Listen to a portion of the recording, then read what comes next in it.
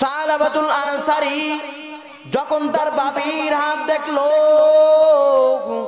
হাত দেখিয়া সহ্য করতে পারেন না, হাত দেখিয়া সহ্য করতে পারে না।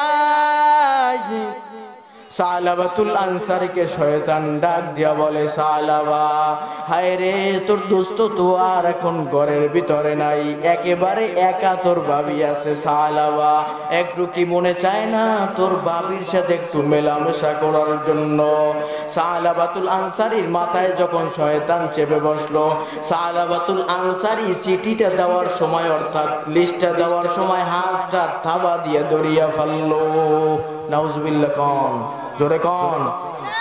থাবা দিয়ে দড়িয়া ফেলাইলো, হাতটা দড়িয়া ফেলাইলো।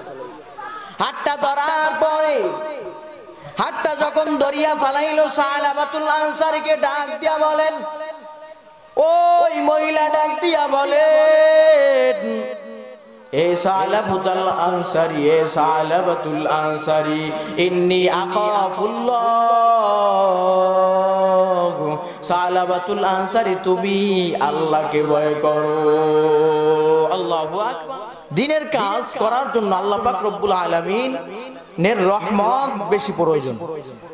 আল্লাহ পাক রব্বুল আলামিনের রহমত যার উপরে থাকবে, আল্লাহ পাক রব্বুল আলামিনের নজর, এই যে কুদরতি নজর যার উপরে থাকবে, আল্লাহ পাক রব্বুল আলামিনের তৌফিক যাকে দিবে, সেই নেকের কাজ করতে আসতে পারবে। সুবহানাল্লাহ। নবী আলাইহিস সালাতু ওয়াস সালাম ফরমান, হে সাহাবায়ে কেরাম, দুনিয়ার মধ্যে জান্নাতে বাগানে বসো। কিতে বসো? জোরে বলেন। জান্নাতের বাগানে বসো এবং জান্নাতের বাগানে বসিয়া জান্নাতের ফল ভক্ষণ করো। জান্নাতে বসো এবং জান্নাতের ফল ভক্ষণ করো। সাহাবায়ে কেরাম প্রশ্ন করলেন, ইয়া রাসূলুল্লাহ, আমরা যেই ফল ভক্ষণ করব, জান্নাতের বাগানই বা কোনটা হবে আর ফলটাই বা কি হবে? পয়গম্বর আলাইহিস সালাতু ওয়াস সালাম যখন এই সাহাবায়ে কেরামদেরকে নসিহত করে দিলেন, সাহাবায়ে কেরাম জবাবে ডাক দিয়া বলে, ইয়া রাসূলুল্লাহ, বুঝলাম নবী বলছেন, কিন্তু আমাদের প্রশ্ন হলো, তাহলে দুনিয়ায় আবার জান্নাতের বাগান কোনটা হবে? দুনিয়ায় জান্নাতের বাগান ইবা কোনটা হবে, আর এই বাগানের ফল ইবা কি হতে পারে? ইয়া রাসূলুল্লাহ, জানায়া দেন। পয়গম্বর আলাইহিস সালাতু ওয়াস সালাম সাহাবায়ে কেরাম জিজ্ঞাসা করার পরে ডাক দিয়া বলে, রে সাহাবায়ে কেরাম, দুনিয়ার মধ্যে জান্নাতের বাগান, ওই জান্নাতের বাগান হবে যেইখানে আমি আল্লাহ পাক রব্বুল আলামিনের গুণকীর্তন করা হবে। আমি আল্লাহ পাক রব্বুল আলামিনের নাম নিয়ে ডাক দেওয়া হবে। আমি আল্লাহ পাক রব্বুল আলামিনের সুনাম করা হবে। শুধু তাই নয়, আমার বন্ধু নবী আলাইহিস সালাতু ওয়াস সালামের প্রশংসা যেখানে করা হবে, ও সাহাবায়ে কেরাম, দুনিয়ার মধ্যে উত্তম মাজলিস, জান্নাতের মাজলিস, সেই জিনিসটা। আল্লাহু আকবার। বললেন, ইয়া রাসূলুল্লাহ, বুঝলাম নাইলে তো বলেন তো, এর থেকে আবার ফল কিভাবে ভক্ষণ করব? ফল কি করব? ফল কিভাবে ভক্ষণ করব? নবী আলাইহিস সালাতু ওয়াস সালাম সাহাবায়ে কেরামের জবাবে ডাক দিয়া বলে, সাহাবায়ে কেরাম, দুনিয়ার মধ্যে জান্নাতের বাগানে বসবা, বসার পরে আমি আল্লাহর গুণকীর্তন যখন বক্তা করবে, আর তোমরা শ্রোতা হিসাবে যারা থাকবা, ওই সময় আমি আল্লাহর গুণকীর্তন যখন করবে, আমি নবীর গুণকীর্তন, আমার নবীর গুণকীর্তন যখন করবে, তখন তোমরা যখন সুবহানাল্লাহ বলবা, আলহামদুলিল্লাহ বলবা, আল্লাহু আকবার আওয়াজ দিবা, সাহাবায়ে কেরাম শুনিয়া বলে, ইয়া রাসূলুল্লাহ, এইটার নাম কি ফল? আল্লাহ রাসূল ডাক দিয়া কয়, সাহাবায়ে কেরাম, হ্যাঁ, দুনিয়ার মধ্যে জান্নাতের বাগান, আর এই বাগানের যেই ফল ভক্ষণ করতে বলেছি, এই ফলটাই হলো সুবহানাল্লাহ আলহামদুলিল্লাহ। এখন আপনাদের কাছে প্রশ্ন, বলেন তো ফল ভক্ষণ করার দরকার আছে না নাই? যদি থাকে তাহলে একবার ডাক দিয়ে বলি আল্লাহু আকবার, আরো জোরে চিল্লায় বলি আল্লাহু আকবার।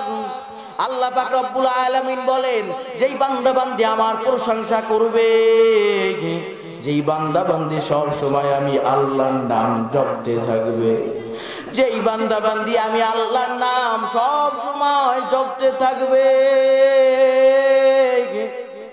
আমি আল্লাহ পাক রব্বুল আলামিন দুনিয়ায় সব মানুষটাকে বললেও আমি আল্লাহ বলতে পারি না। এর জন্য দেখবেন যে আল্লাহর বান্দারা দুনিয়ায় জিকির বেশি বেশি করে। কি কি জিকির? জিকির আল্লাহর নাম না, আল্লাহর নাম জিকির বেশি বেশি করে। দেখবেন মরার সময় তিনি হুঁশ নাই, কি নাই? হুঁশ নাই, তারপর ঠোঁট লড়তে থাকে, আঙ্গুল টিপতে থাকে, বলে কি? বলে আল্লাহর নামের জিকির করে। এই দুনিয়ায় প্র্যাকটিস করতে হবে। কি করতে হবে? এখন দুনিয়ায় প্র্যাকটিস যদি না থাকে তাহলে বলেন তো মৃত্যুর সময় সম্ভব? কথা বলেন না কেন? সম্ভব নাকি? সম্ভব না। এজন্য দুনিয়ায় সব সময় কার নামটাকে জপো? জোরে বলেন, আল্লাহর নামকে জপো। আল্লাহর নামকে জপতে হবে, আল্লাহর নাম জপতে হবে, আল্লাহর নাম জপতে হবে। আল্লাহর নাম যত জপবো দেখবেন আল্লাহর নামে একটা মজা আলাদা আছে না নাই? আল্লাহর নামে শুধু মজার মজা, মজার মজা বলে যারা ডাকে, যারা মজার মজা পাইতে থাকে, বান্দা বান্দি হাজার গুনাহ করেছো, বান্দা বান্দি হাজার গুনাহ করেছো, মনে রাখবি বান্দা এই গুনার কারণে পাহাড় পরিমাণ গুনাহ করেছো, পাহাড় পরিমাণ গুনাহ করেছো, তবে কোন নৈরাশ হইস না রে বান্দা। বান্দা বান্দি নৈরাশ হওয়ার কোনো অবকাশ নাই।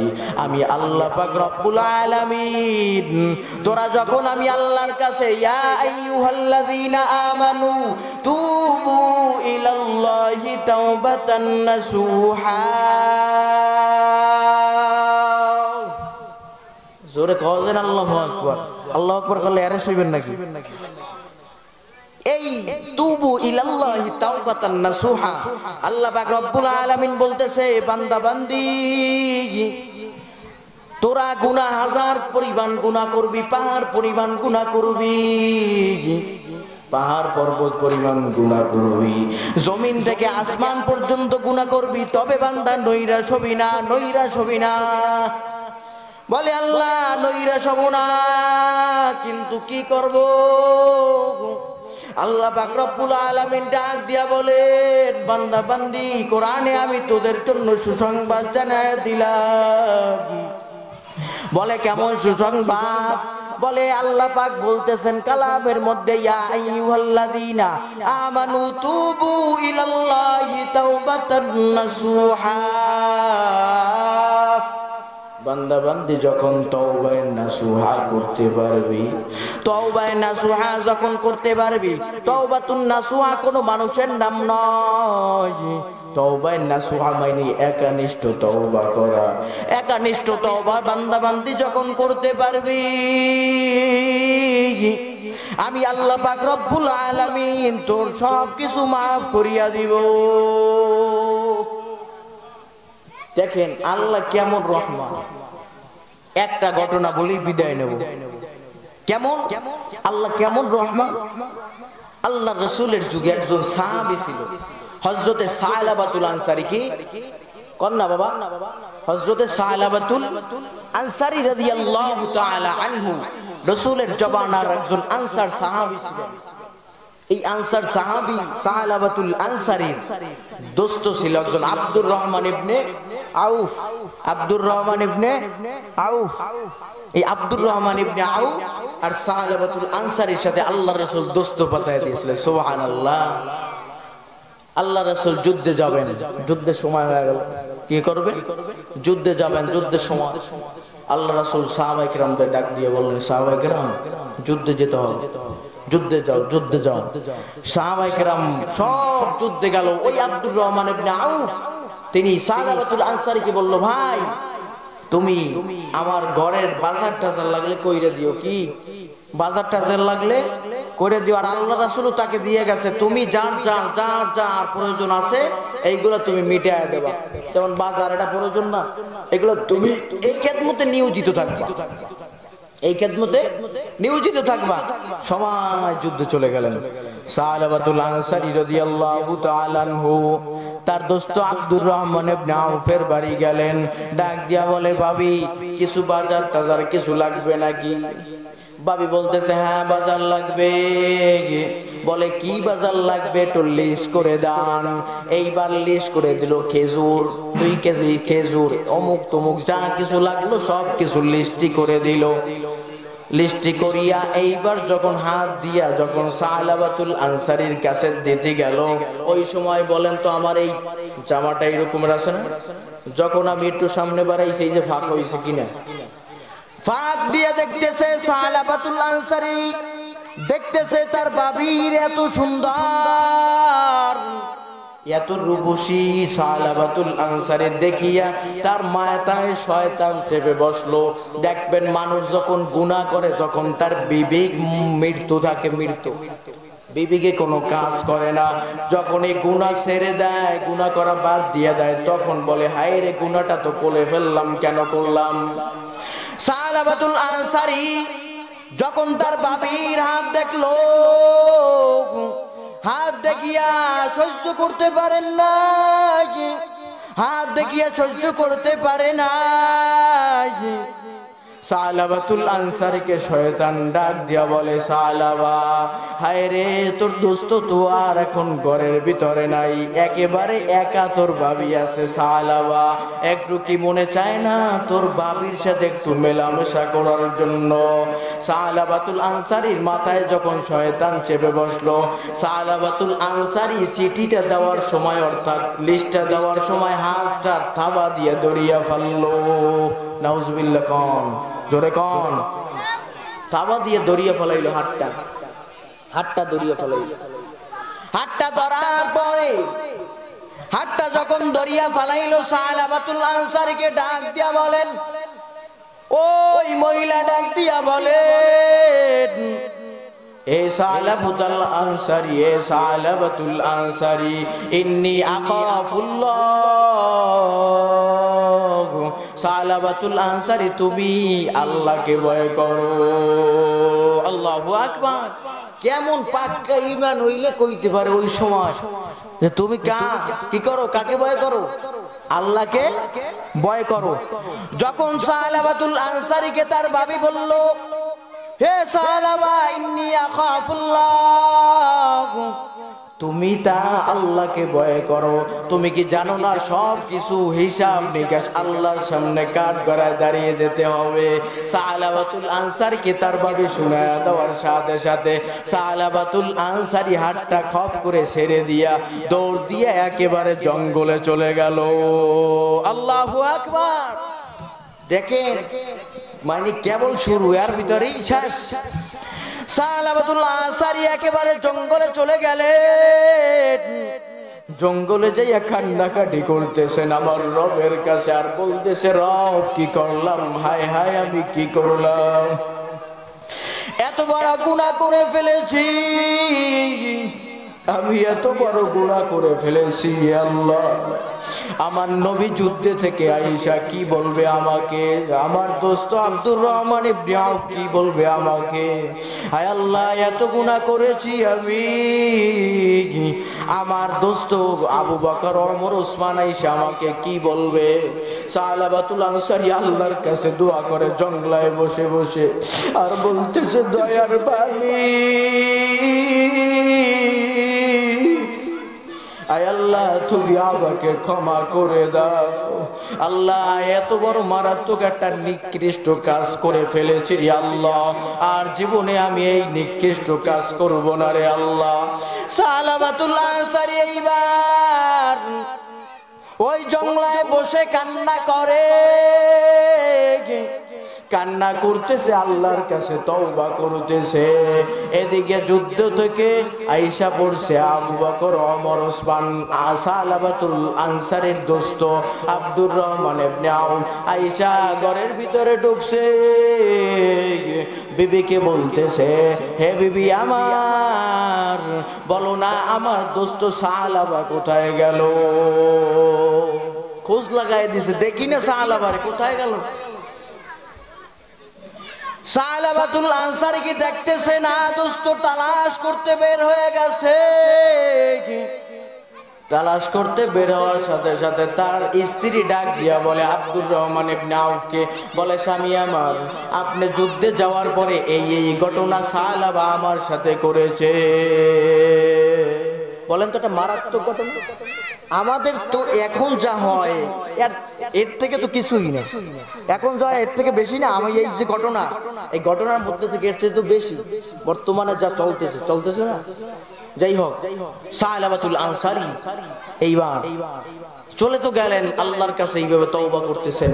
আর আব্দুর রহমান ইবনে আউফ তিনি করলেন কি, তার স্ত্রীকে জিজ্ঞাসা করার পরে স্ত্রী বললেন, স্বামী এই এই ব্যাপার, আমার সাথে সালাবা তোমার বন্ধু এই এই কাজ করেছে, অর্থাৎ হাত ধরেছে, এই করেছে তুমি যাওয়ার পরে। সালাবাতুল আনসারীর ব্যাপারে যখন আব্দুর রহমান ইবনে আউফের কাছে নালিশ দিল, তখন আব্দুর রহমান ইবনে আউফের স্ত্রী বলতেছে, স্বামী আমি করলো তাকে মাফ করে দিয়েছি। আল্লাহু আকবার। এইবার সালাবাতুল আনসারী কি খোঁজার জন্য রওনা দিলেন। খোঁজার জন্য দোস্ত আব্দুর রহমান ইবনে আউফ খোঁজার জন্য রওনা দিয়া গেলেন। যাইয়া দেখতে জঙ্গলে সেজদারত অবস্থায় সালাবাতুল আনসারী কান্না করতেছে। সুবহানাল্লাহ। সালাবাতুল আনসারী কে আব্দুর রহমান ইবনে আউফ ডাক দিয়া বলে, সালাবাতুল আনসারী তুমি কেন কান্না করো? মাথাটা উঠাও, মাথাটা উঠাও। কিন্তু সালাবাতুল আনসারী মাথা উঠায় না। কেন মাথা উঠাও না রে ভাই?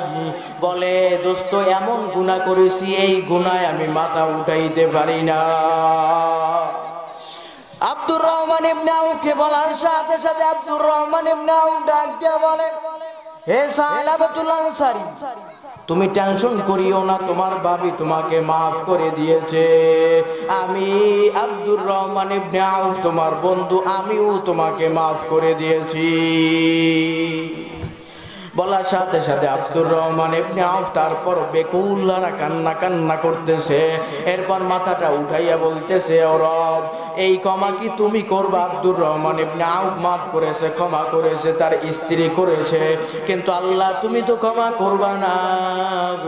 আল্লাহ তুমি তো মনে হয় আমাকে ক্ষমা করবা না, আমি মনে হয় জাহান্নামের আসামি হয়ে যাব। আমরা তুমি গুনাহ করি, গুনাহ করিয়াও তারপর আমাদের মধ্যে কোনো টেনশন চিন্তা ফিকির আছে নাই। কিন্তু সালাবা কি করলো? সালাবাতুল আনসারী এইবার কান্না ভেজা কণ্ঠে কান্না করতেছে। সালাবাতুল আনসারীকে যখন আব্দুর রহমান ইবনে আউফ উঠাইলো, উঠাবার সাথে সাথে সালাবাতুল আনসারী এইবার বলতেছেন, আমাকে বেঁধে ফেলাও। আমাকে কি করো?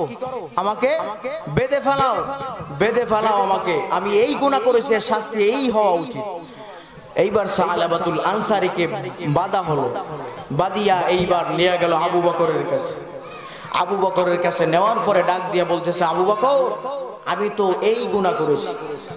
সালাবাতুল আনসারী আবু বকরকে বলতেছে, এ আবু বকর ভাই আমি তো এই গুনাহ করেছি। আবু বকর বলে, আমার ঘর থেকে তুমি গেট আউট, বের হয়ে যাও, আমার ঘরে তোমার কোনো স্থান নেই রে সালাবা। এই রকমের কাহিনী, এই রকমের ঘটনা, এই রকমের নিকৃষ্ট ঘটনা তুমি করেছো, তোমার মতন মানুষের স্থান আমার কাছে নাই। সালাবাতুল আনসারী এইবার বললেন আব্দুর রহমান ইবনে আউফকে, ও ভাই আমাকে ওমরের দরবারে নিয়ে দাও। ওমর তো আরো মেজাজি মানুষ। ওমর বলতেছে, ভাই তোমার মতন মানুষ আমার এখানে দরকার নাই, চলে যাও। এইবার সেখান থেকেও বিদায়। আব্দুর রহমান ইবনে আউফকে বলতেছে সালাবাতুল আনসারী, বলতেছে সামনে আমাকে নবী আলাইহিস সালাতু ওয়াস সালামকে নিয়ে যাও।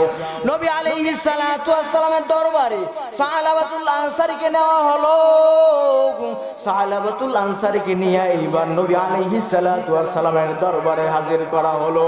হাজির করিয়া এইবার ডাক দিয়া বলে, ও গো নবী, আমি তো এই গুনাহ করেছি ইয়া নবী আল্লাহ, বলেন তো এর ক্ষমা কি আমার আছে নাকি?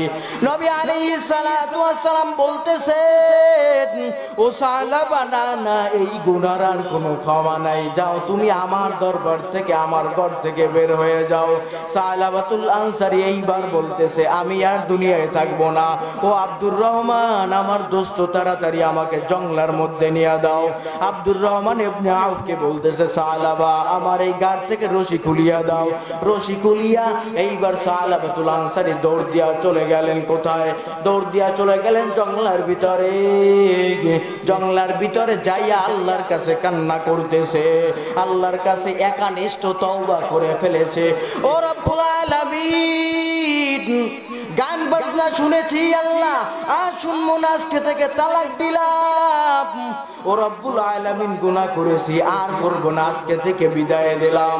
এই রকমের তুবু ইলাল্লাহি তাওবাতান নাসুহা, নাসুহা নামক তওবা যখন করে ফেললো, আল্লাহ পাক রব্বুল আলামিন সালাবার উপরে খুশি হইয়া তাকে maaf করে দিল। আল্লাহু আকবার। সালাবাতুল আনসারী ওস্তাদ সালাবাতুল আনসারীকে এইবার কি করলো? আল্লাহ পাক maaf করে দাও। নবী সংক্ষেপ, নবী আলাইহিস সালাতু ওয়াস সালামের কাছে ওই আসলো, ইয়া নবী আল্লাহ, আল্লাহ পাক তো সাহাবা সালাবাতুল আনসারীকে maaf করে দিয়েছেন। এইবার নবী আলাইহিস সালাতু ওয়াস সালাম যখন এই ওহী শুনলেন, তখন সালাবাতুল আনসারীর কাছে গেলেন। যাওয়ার পরে সালাবাতুল আনসারী তারপর আর সারা দেয় না যে আমি আর বাঁচতে থাকতে চাই না, যেহেতু আমার রব আমাকে যদি ক্ষমা না করে, নবী পর্যন্ত তারায় দিয়েছে, কাজী এই দুনিয়ায় আর কারো দরবার নাই। আছে নাকি? জোরে বলেন না, আছে নাই? কাজী আছে কার দরবার? বলে আল্লাহর দরবার আছে, এই দরবার থেকে মাহরুম হব না ইনশাআল্লাহ। এবার সালাবাতুল আনসারী একেবারে তওবা করিয়া, তওবাতিল্লাহ করিয়া, যখন আল্লাহ পাক রব্বুল আলামিনের কাছ থেকে maaf চাওয়া, যখন ক্ষমা করিয়া নিলেন, আল্লাহ পাক রব্বুল আলামিন তাকে ক্ষমা করে দিলেন। নবী আলাইহিস সালাতু ওয়াস সালামকে বলে দিলেন, আমি সাহাবাকে ক্ষমা করেছি। এরপর সালাবাতুল আনসারী রাদিয়াল্লাহু তাআলা নবীজির পিছনে ফজরের নামাজে উপস্থিত হয়েছে। কি নামাজে? আমি এইটুকু বলি বিদায় নেব ইনশাআল্লাহ। সালাবাতুল আনসারী ফজরের নামাজের সময় আল্লাহর রাসূলের পিছনে দাঁড়িয়েছে, আল্লাহর রাসূল তেলাওয়াত করে, আর সালাবাতুল আনসারী কান্না করতেছে। আল্লাহর রাসূল জাহান্নামের আয়াতগুলো তেলাওয়াত করে, সালাবা কান্না করতেছে, হা আমি কি গুনাহ করলাম, আমি কি গুনাহ করলাম, আল্লাহ কি ক্ষমা করবে? সালাবাতুল আনসারী কান্না করতেছে, কান্না করতেছে, আর রব্বুল আলামিনের দরিয়ায় জোশ মেরেছে। এই রকমের করতে করতে আল্লাহর রাসূলের তেলাওয়াতের মধ্যে আল্লাহ পাক রব্বুল আলামিন সালাবাকে দুনিয়ার থেকে বিদায় করে নিয়েছে। পিছন থেকে একটা আওয়াজ এসেছে, নামাজ শেষে আওয়াজ যেইখান থেকে এসেছে ওখান থেকে দেখতেছে সালাবা বেহুশ হয়ে পড়িয়া গেছে। আল্লাহর রাসূলের সাহাবী সালমান ফারসি রাদিয়াল্লাহু তাআলা আনহু তাকে যখন দেখা শুরু করলো, তাকে একেবারে ঠান্ডা হয়ে গেছে। আল্লাহর রাসূলকে বলতেছে, ইয়া নবী আল্লাহ, সালাবা আর দুনিয়ায় নাই, সালাবা দুনিয়া থেকে বিদায় হয়ে গেছে। নবী আলাইহিস সালাতু ওয়াস সালামকে বলার পরে নবী আলাইহিস সালাতু ওয়াস সালাম বলতেছে, সাহাবায়ে কেরাম জান্নাতি মানুষ দেখলে সালাবার দিকে তাকায়। সাহাবায়ে কেরাম বলে, আল্লাহর রাসূল তো গুনাহগার। আব্দুর রহমান ইবনে আউফ বলে, আমি তো গুনাহগার। বলে না, আল্লাহ তাকে maaf করে দিয়েছে। আল্লাহু আকবার। সালাবাতুল আনসারী ইন্তেকাল করিয়া গেল। এইবার আল্লাহর রাসূল বলতেছে সাহাবায়ে কেরামদেরকে, ও সাহাবায়ে কেরাম, তাড়াতাড়ি জানাজার ব্যবস্থা করো, কাফন দাফন শেষ করে ফেলো। দাফন করার আগে জানাজার নামাজের সময় যখন দাঁড়ানো হলো, আল্লাহর রাসূল জানাজায় উপস্থিত হবেন। আল্লাহর রাসূল পায়ে বর দিয়া দিয়া, আঙ্গুলের উপরে বর দিয়া হাঁটতেছেন। সাহাবায়ে কেরাম প্রশ্ন করলো, ইয়া রাসূলুল্লাহ, কেন আপনি এই রকমের আঙ্গুলে বর দিয়া দিয়া হাঁটেন? বলে, আমি দেখতেছি এই জানাজায় লক্ষাধিকের উপরে ফেরেশতা এসেছে, এই ফেরেশতাদের কারণে আমি নবী পা আঙ্গুল দিয়া দিয়া তারপর হাঁটতেছি। আমি যে পারা দিব এই জায়গা নাই, জমিনের মধ্যে এত ফেরেশতা। আল্লাহু আকবার। আল্লাহ পাক দেখেন সাহাবা গুনাহ করার, এতটুকু গুনাহ করেছে, এরপর কতটুকু আল্লাহর রহমত পাওয়ার জন্য, আল্লাহর দয়া পাওয়ার জন্য, করুণা পাওয়ার জন্য চেষ্টা করেছে। আর আমরা এত গুনাহ করার পরও আল্লাহ পাক রব্বুল আলামিনের কাছে চাই না যে আল্লাহ আপনি আমাকে মাফ করে দেন। রাজি আছি ইনশাআল্লাহ যে আল্লাহ যত গুনাহ করেছি আর করব না ইনশাআল্লাহ। নারায়ে তাকবীর, আল্লাহু আকবার। আমার উস্তাদ মুহতারাম